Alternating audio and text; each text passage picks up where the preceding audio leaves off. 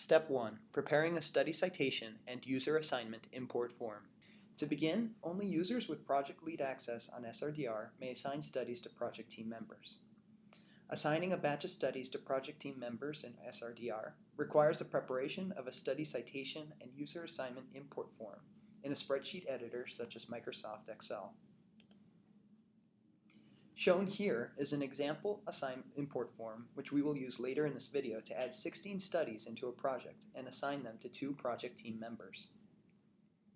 While preparing your assignment import form, it is important to keep in mind that the column headers on your import form must exactly match the column headers seen here, even if some of the columns remain empty. Next, project team members listed under the SRDR underscore username column must be identified by their SRDR username. Email addresses will not be accepted by the SRDR system. You can choose to add PubMed IDs or full study citation information to your import form. SRDR will auto-populate publication information for each study into your project from the PubMed ID.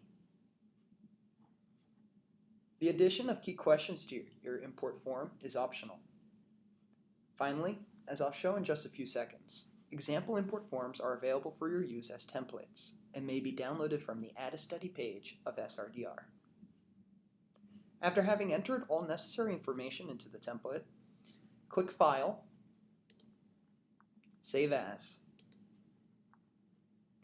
Save your import form as a tab-delimited.txt file.